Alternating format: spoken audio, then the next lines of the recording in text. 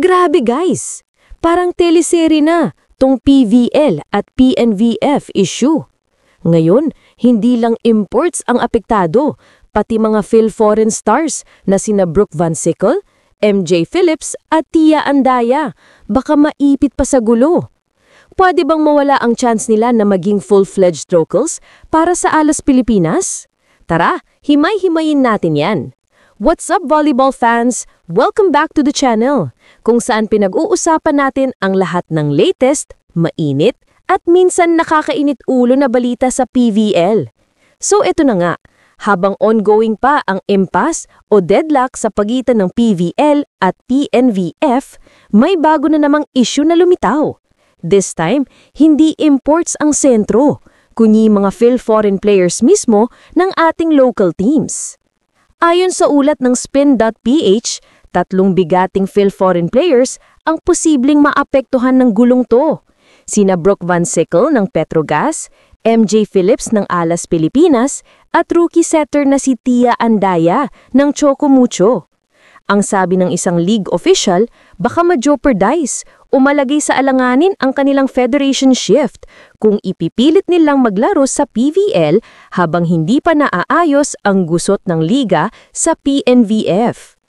Ngayon kung nagtataka ka, ano ba ang federation shift? Ibig sabihin nito, lilipat ka ng National Federation para maging eligible kang maglaro bilang local player sa bansa. At kung hindi ito maayos, posibleng hindi sila makilala ng FIVB bilang mga full-fledged locals ng Pilipinas. Meaning, baka hindi sila makalaro para sa Alas Pilipinas Women. Pero eto ang twist. Kahit valid ang Philippine passport nila Brooke, MJ at Tia, pwedeng makialam mismo ang FIVB kung magpapatuloy ang issue sa PNVF. At kung mangyari yon, baka mablock pa ang move nila bilang mga official locals sa national team. Para sa context, si Tia Andaya, rookie setter ng Choco Mucho, hindi pa nga ito nakakapaglaro sa kanilang opening game kontra Capital One dahil nga hindi sila nag-i-invite. Samantala si Brooke Van Sickle naman, handa na sanang pamunuan ulit ang Petrogas sa laban nila kontra Galleries Tower sa Dasmariñas. Pero kung walang linaw mula PNVF, baka maging malaking tanong mark pa rin ang kanyang status sa liga. Pero teka, hindi lahat apektado. Phil-Canadian player Savvy Davison ng PLDT, clear na clear. Wala siyang federation shift application, kaya tuloy ang laban niya sa reinforced conference. Ready na siyang sumabak sa opening match nila kontra Capital One sa Smart Araneta Coliseum. So ayun mga ka-joust, habang wala pang linaw sa PVL-PNVF issue, parang nakabiting lahat.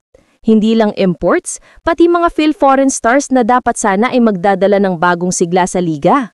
Ang tanong, may mangyayari bang immediate fix sa meeting ng PVL at PNVF this Wednesday? O tuloy-tuloy ang tensyon na to hanggang sa conference proper?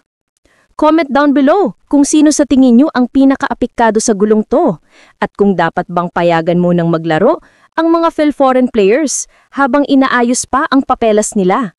Comment down below. Don't forget to like, share, and subscribe para updated ka sa lahat ng PVL happenings. This is Just Volley, your volleyball buddy. Signing off.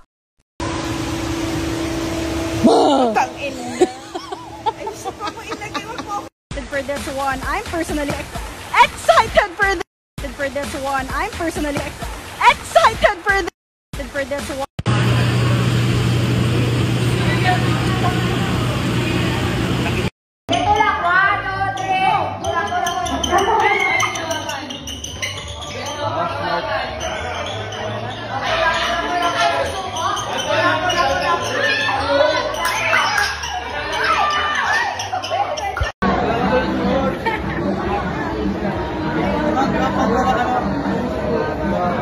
Papa-picture ka ba?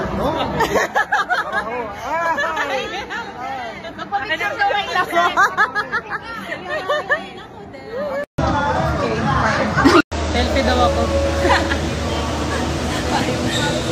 Ayun na, okay na? Picture lang kasi.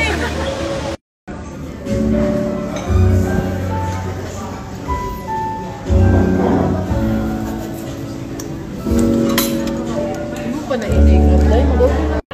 Sobrang delay ng life niya. Music ba?